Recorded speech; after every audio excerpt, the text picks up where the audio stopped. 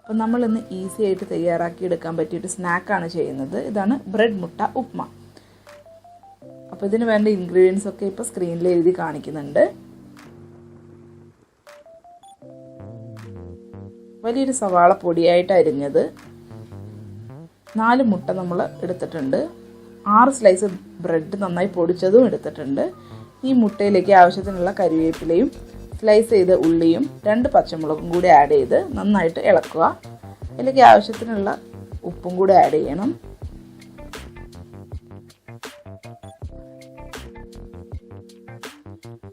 നന്നായിട്ടൊന്ന് മിക്സ് ചെയ്ത് കഴിഞ്ഞിട്ട് ഒരു പാന് അടുപ്പത്ത് ചൂടാവാൻ വേണ്ടി വെച്ചതിലേക്ക് 2 ടേബിൾ സ്പൂൺ കോക്കനട്ട് ഓയിലാണ് ഞാൻ ആഡ് ചെയ്തിട്ടുള്ളത്.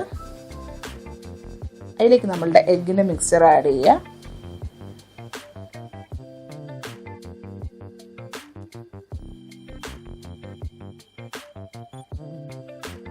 നന്നായിട്ട് മിക്സ് ചെയ്ത് കൊടുക്കുക.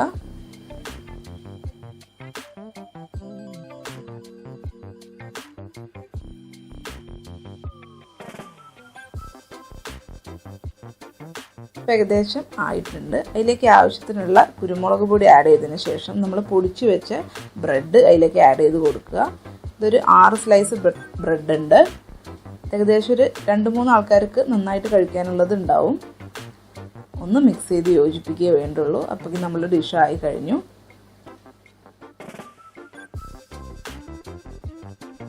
ഒരു 2 മിനിറ്റ് നന്നായി മിക്സ് ചെയ്ത് കൊടുത്തതിന് ശേഷം നമുക്കിത് സെർവ് ചെയ്യാം.